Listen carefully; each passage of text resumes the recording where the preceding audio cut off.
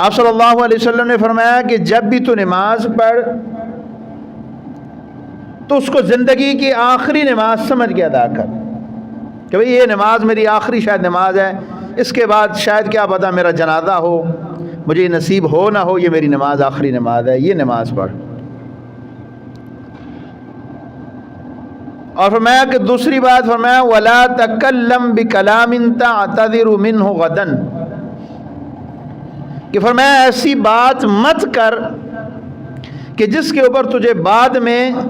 یا کل کسی بھی وقت تجھے اس کے اوپر شرمندہ ہونا پڑے اور پھر تجھے معذرت کرنی پڑے، ایسی بات مت کر۔ اور فرمایا تیسری چیز یہ ہے کہ فرمایا جو لوگوں کے پاس ہے تو اس سے غنی ہو جا، بے نیاز ہو جا،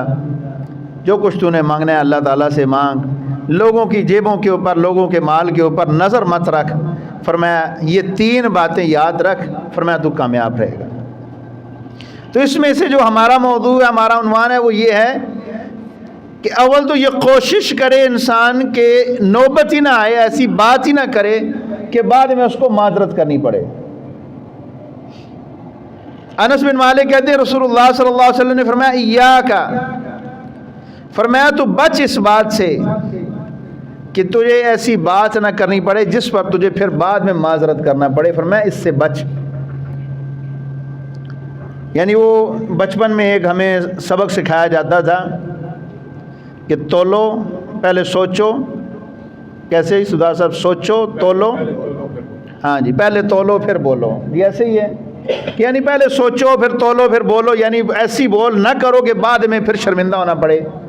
ٹھیک ہے۔ اب آج میں ہم یہ کہتے ہیں نا کہ ہماری زبان ہے جی، ہم جو چاہیں بولیں، ٹھیک ہے، کسی کو کیا ہے، کسی کو مسئلہ ہے تو وہ ٹھیک ہے جائے، لیکن نہیں۔ اچھا، اللہ رب العالمین کو بھی ایسے بندے پسند نہیں ہیں، ہم آگے بیان کرتے ہیں ایسے اچھا واقعات۔ اچھا ہم تھوڑا سا پیچھے چلے جائیں۔ اچھا رسول اللہ صلی اللہ علیہ وسلم کو بھی اللہ تعالیٰ نے حکم دیا، جو میں نے آیت کریمہ قرآن مجید کی پڑھی ہے، آیت نمبر 215 سورہ الشعراء پارہ نمبر 19 ہے۔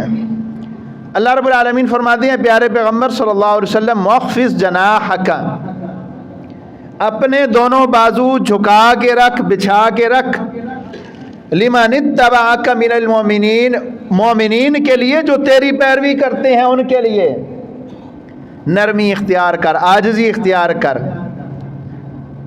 محبت اختیار کر، ان سے محبت سے پیش آ، خوش دلی سے پیش آ۔ اور کون نہیں جانتا کہ رسول اللہ صلی اللہ علیہ وسلم اپنے دوستوں کے ساتھ، اپنے صحابہ کے ساتھ، اپنی بیوی کے ساتھ، اپنے بچوں کے ساتھ، اپنی